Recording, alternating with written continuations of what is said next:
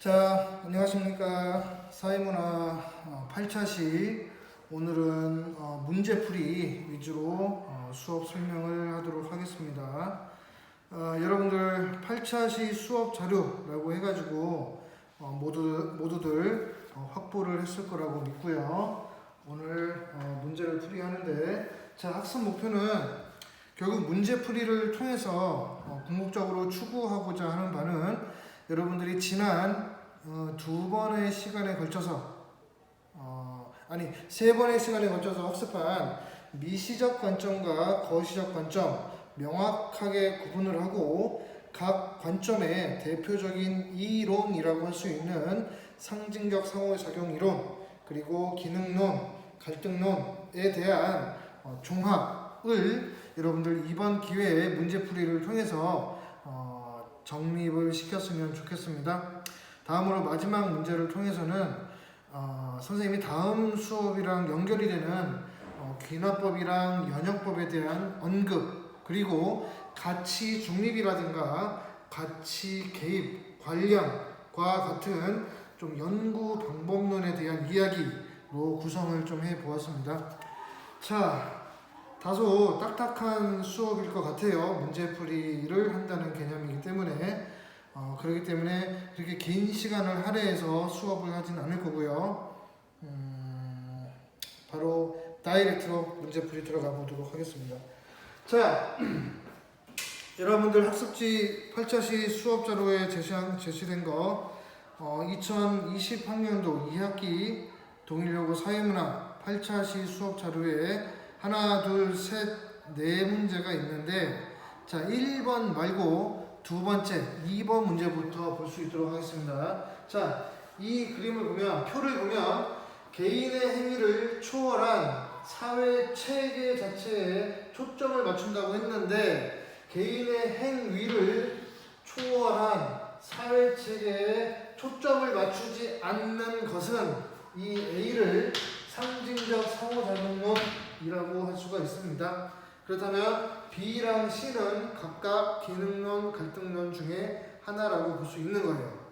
그치? 자, 사회문화에서는, 사회문화뿐만이 아니고 사회탐구의 여러 과목에서는 이러한 식으로 표를 제시를 하고 이렇게 정확하게 가려내는 문제들이 많이 출제되고 있습니다. 자, 사회체계의 모든 구성 요소들은 서로 상호 의존 관계, 인터디펜던시, 상호 의존적인 관계, 사회 구성원들끼리 서로 협력을 하고 제 기능을 수행을 다하는 관점을 기능론, 자, 이것을 기능론이라고 했습니다. 그렇다면 바로 B와 같은 경우는 갈등론이라고 할 수 있는 거죠. 그래서 저번 시간에 잠깐 짤막하게 언급했듯이 기할상 이러한 식으로 많은 학생들이 적어가지고 문제를 푸는 경향이 있습니다. 자, 선지를 보겠습니다. 보기 전에 여기 이 가에 들어갈 말을 한번 유추를 할 수 있도록 해봐야 되겠죠. OSS라고 되어 있는데, 자, A 상징적 상호작용론은 사회문화 현상의 의미가 개인마다 다르게 규정된다고 보고 있습니다. 맞지? 자, 그래서 답은 A번이네. 바로 1번 답이 나와가지고 좀 당황을 했네. 자, 사회문화 현상의 의미가 사람에 따라, 개인에 따라 다르다고 규정하는 것, 즉 상황정의라든가 주관적인 생활세계라든가 이러한 의사소통을 중요시하는 것들, 이러한 것들이 미시적 관점의 상징적 상호작용론의 대표적인 키워드라고 얘기한 적이 있습니다. 바로 1번 답이 나왔고요. 자, B번 갈등론에서는 사회 문제 해결을 위해서는 사회화라든가 도덕교육을 강조한다. 참고로 이러한 사회화 그리고 도덕적인 개인주의, 도덕적인 교육을 강조하는 대표적인 학자가 있으니 그 사람이 바로 비르켐이라는 학자가 있습니다. 이 사람은 대단히 중요한 사람이고 사회문화 전반에 걸쳐서 선생님이 언급을 할 수 있도록 할게요. 자, 그나저나 사회화라는 것도 나중에 배우겠는데, 사회화를 뭐 다른 말로 어떻게 볼 수 있겠어요? 그치? 원래 사회화라는 거는 어떤 그 사회의 지식이나 기능, 가치, 규범, 태도 이러한 것들을 한 인간이 내면화하는 과정, 즉 학습의 과정이라고 구체적으로 정의를 하고 있는데 그냥 학습한다고 생각하면 되는 거예요. 이런 식으로 사람들이 배워가지고 여러 사회 문제를 해결할 수 있다고 보는 입장은 B, 갈등론이 아니고 기능론의 입장이라고 볼 수 있는 거예요. 그래서 X. 다음에 C번. 기능론은 기존의 사회 질서가 특정 집단의 이익 보호랑 계급 재생산의 수단이라고 본다. 자, 기존의 사회 질서는 특정 집단의 그 기득권의 재생산, 그 유지 수단이라고 보는 관점은 갈등론이라고 볼 수 있는 거예요. 그래서 C가 아니고 B라고 볼 수 있는 겁니다. 다음에 A와 C는 모두 인간은 자율성을 갖는 능동적인 존재라고 본다. 인간은 자율성을 갖는 능동적인 존재라고 간주하는 것은 자, A번 미시적 관점의 상징적 상호작용만이 이 관점의 얘기라고 볼 수 있는 거예요. 그래서 틀렸습니다. 자, 이 자리에는 사회가 스스로 균형을 유지하려는 속성이 들어갈 수 있는가?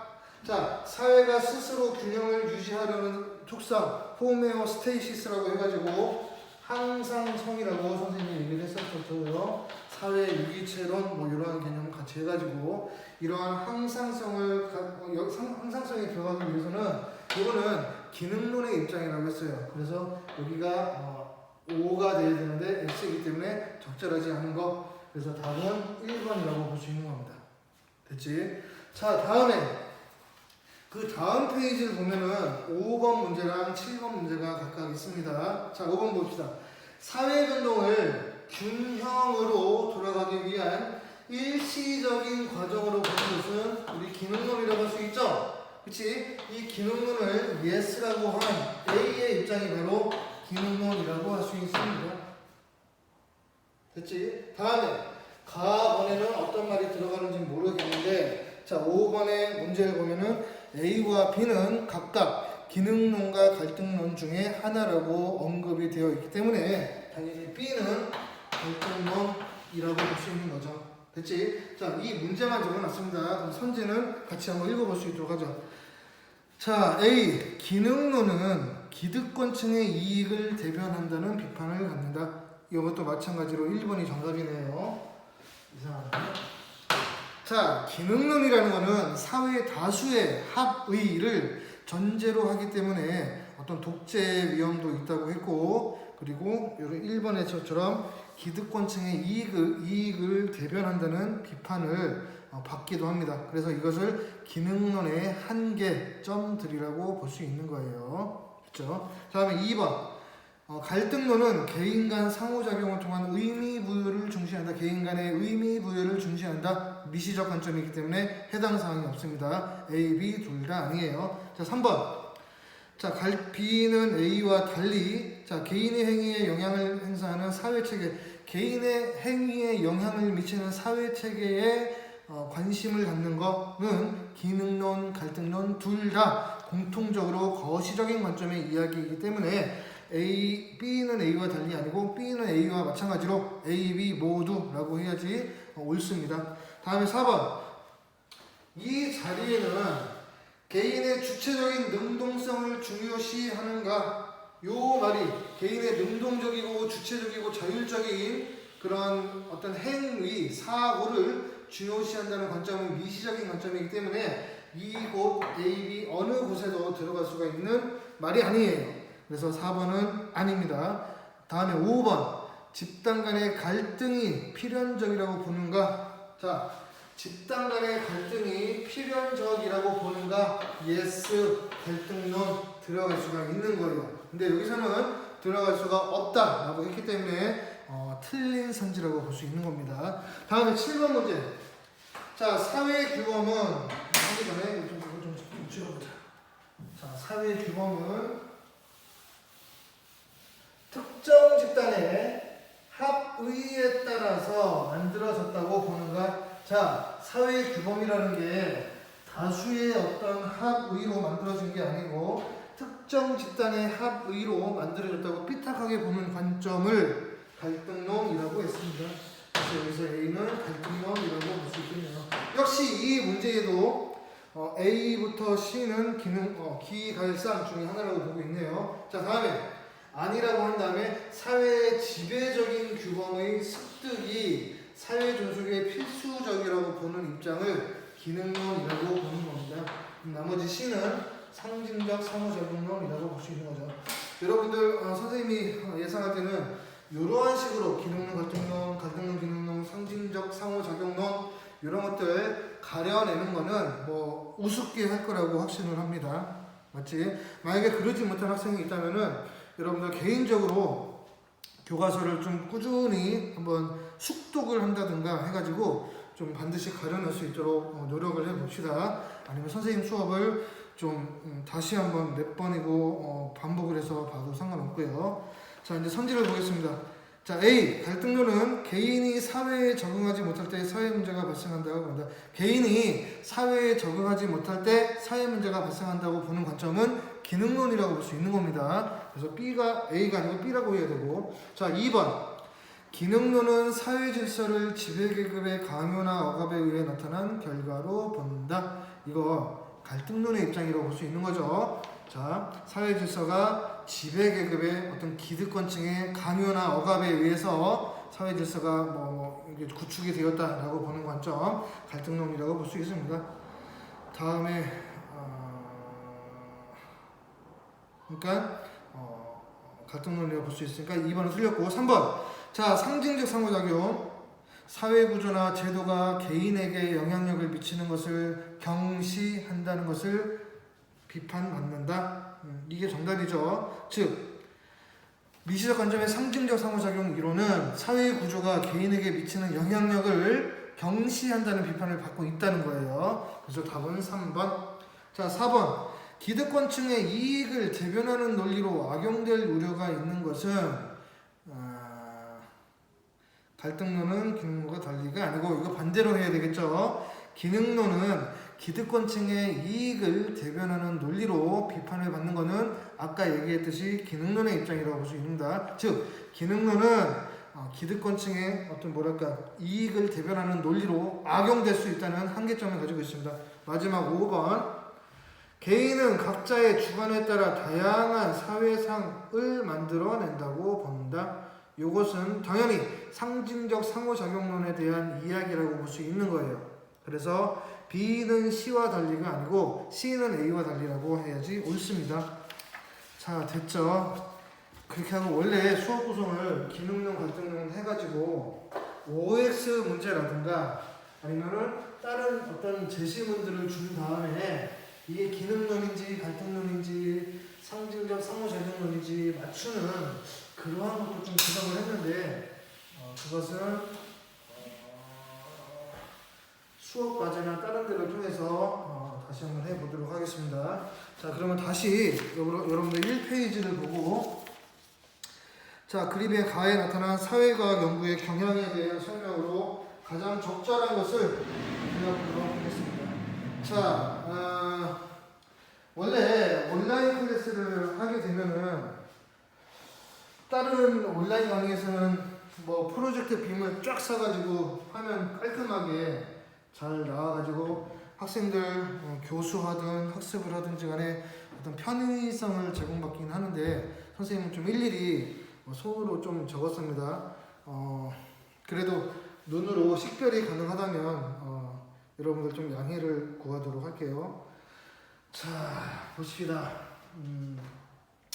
자, 이러한 환경 문제를 이 화살표를 잘 봐야 되는 거예요. 자, 정치학이라든가 경제학, 사회학, 법학이라는 학문에서 여러 가지 통합적으로 보는 관점이라고 볼 수 있는 거예요. 그래서 이거를 통합적인 관점 아니면 총체적인 관점 그리고 요 말 기억을 하세요. 간학문적인 연구 방법이라고 합니다. 그러면서 요러한 것들 설명한 적 있죠. 반면에 인류학이라는 학문을 화살표를 보세요. 밖으로 빠져나가고 있지. 다양한 문화 인류학이라든가 언어 인류학이라든가 고고 형질 인류학 등으로 지금 쪼개지고 있는 모습을 볼 수 있어요. 그래서 요거를 분석 그리고 개별적 분석적 학문 아니면은 전문화 세분화 이러한 입장으로 좀 유형화시켜서 얘기할 수 있다고 했습니다. 자, 다시 한번 가에 있는 이 그림, 이 의미는 학문이 다양한 학문들을 통합을 해가지고 보는 통합적 관점, 총체적 간학문적 관점이라고 볼 수 있는 반면에 나하고는 어떤 학문이 전문화되고 쪼개지고 세분화되고 분석이 되는 그러한 현상이라고 볼 수가 있겠네요. 자, 1번을 볼게요. 가는 학문이 세분화되는 모습은 가가 아니고 나라고 했습니다. 맞죠? 세분화라는 거. 그래서 1번은 틀렸고. 자, 4번. 사회현상에 대해서 간학문적 접근을 한다는 것은 가이라고 해야 되지 나라고 하면은 틀린 거예요. 다음에 사회현상을 총체적으로 접근하는 것은 간학문적 접근이라고 총체적 접근이라고 했기 때문에 일단 답은 3번입니다. 이거 답이 3번이다. 이게 가르는 게 중요한 게 아닙니다. 다음에 4번. 나는 가와 달리 이거는 가치 중립적인 연구 방법을 추구한다고 했는데 가치 중립이라는 건 뭐겠어요? 이 가치 중립이라는 말은 연구를 함에 있어서 연구하는 사람의 어떤 생각이라든가 어떤 가치관 이런 말 하면 어려울까요? 가치라는 말을 여러분들 정의할 수 없죠. 규범이라는 말은 이것도 나중에 다 배우게 될 건데 문화에서 자 연구를 할 때는 연구하는 사람의 어떤 의도 어떤 주작의 위험 그런 거를 적절하게 개입을 하지 않고 철저하게 연구는 객관적으로 해야 된다는 입장을 같이 중립적인 입장이라고 하는 거예요. 그래서 이거를 유사한 말로 객관적 연구 방법이라고 하는 겁니다. 즉 연구라는 것은 모든 연구라는 것은 가급적이면은 객관적으로 해야 된다는 말을 이렇게 좀 어려운 용어로 쓰고 있습니다. 자, 그러면 연구를 할 때는 반드시 가치 중립적인 입장만 고수를 해야 되는가? 여기에 대해서는 다음 수업에 있어서 연구 방법론을 이야기할 겁니다. 바로 양적인 연구랑 질적인 연구에 대한 설명을 구체적으로 할 건데 양적 연구랑 질적 연구의 연구 절차, 이 프로시저가 각각 머릿속에 있어야 될 겁니다. 다음 시간부터 구체적으로 나갈 건데 그 연구 절차에 따라서 이곳은 가치가 개입이 된다. 여기에서는 가치 중립이 된다. 라는 식으로 좀 가려내는 작업을 좀 하게 될 거예요. 즉 연구자의 가치가 개입이 될 때도 있는 거고 개입이 되면 안 되고 가치가 중립적으로 지켜져야 된다고 하는 절차상의 어떤 확인점이 있을 거예요. 이것을 예고를 하겠습니다. 알겠죠? 즉 가는 나와 달리 나는 가와 달리가 아니고 가나 모두 학문 연구는 객관적으로 해야 된다는 점, 이 점 좀 기억을 해주시고 다음에 5번 가는 귀납적인 접근을 나는 연역적인 접근을 보여준다라고 보고 있는데 이제 요거에 대한 설명을 하고 수업을 마치도록 하겠습니다. 자, 여러분들 연역이라는 말 그리고 귀납이라는 말 다들 들어보셨을 겁니다. 자, 이거는 사실 필요가 없지. 자, 연역이라는 말은 한자는 뭐 중요하진 않아요.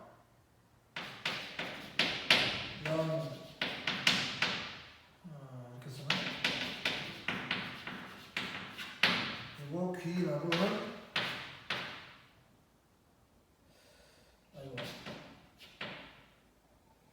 귀납을 어떻게 쓰더라? 귀납을 했습니다. 이게 아니고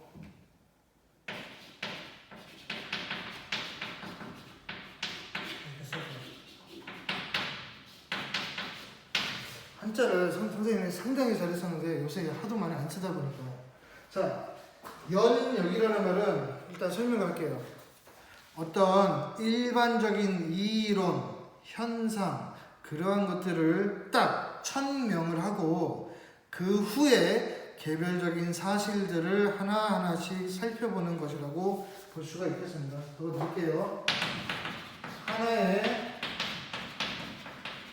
일반적인 이론을 제시한 후에 개별적인 사실들을 구체적으로 확인한다.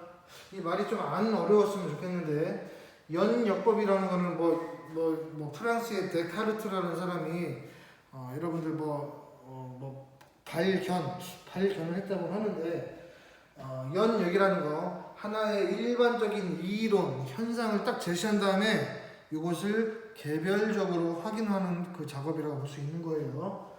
자, 이거를 다음에 귀납이라는 건 뭐냐면은 요거랑 순서를 좀 달리한다고 볼 수 있는 거예요. 자, 개별적인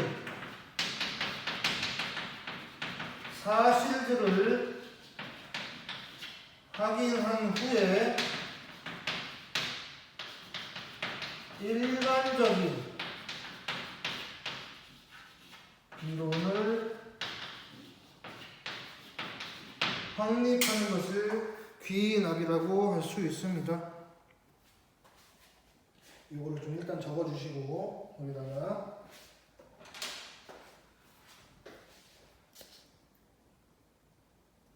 그렇지?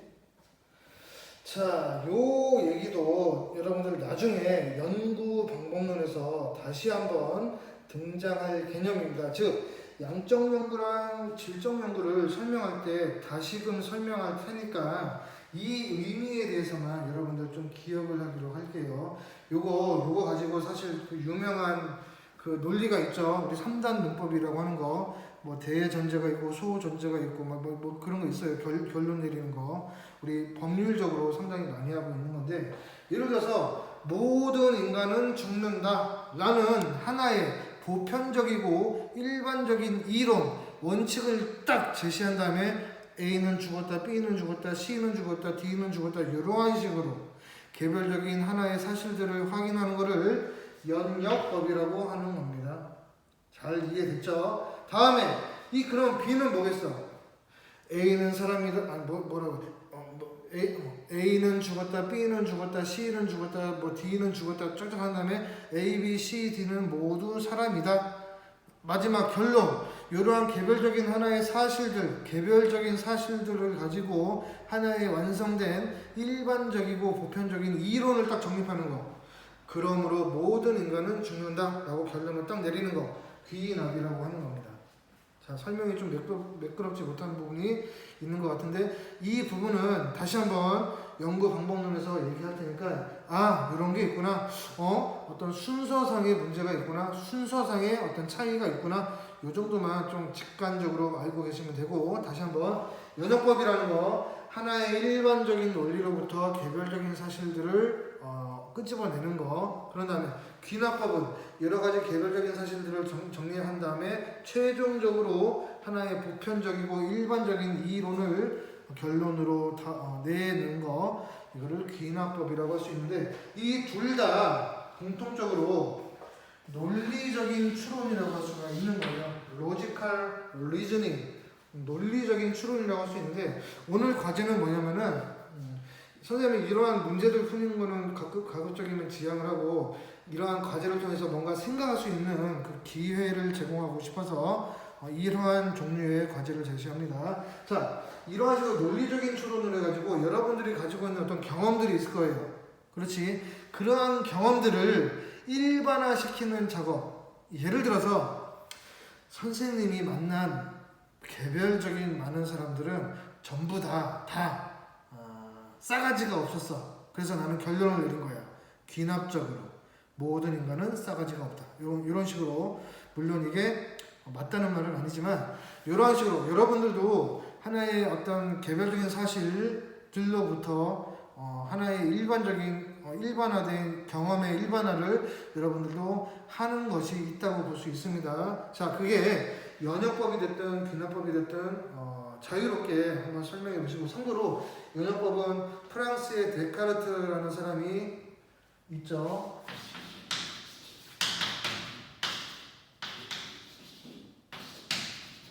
이런 말을 했죠. 코기토 에르손이라고, 프랑스어로 나는 생각한다, 고로 존재한다. 나는 연역법의 대가라고 볼 수 있고, 귀납법의 대가로는 영국의 프란시스 베이컨이라는 사람이 있어요. Knowledge is power. 아는 것이 힘이다. 그렇지? 모르는 것이 아닌가? 뭐 아무튼 이간에. 자, 여기에 대해서 자신들의 경험을 귀납법이든 연역법이든 여러분들 한번 자유롭게 이번 기회를 통해서 한번 끄적여 보시고, 자, 다음 시간에는 이제 여기서부터 조금 어려워진다고 볼 수 있어요. 연구 방법론, 그리고 자료를 수집하는 방법 5가지에 대해서 구체화시켜서 수업을 진행해 보도록 할게요. 아마 길 겁니다. 자, 오늘 대단히 고생 많았고요.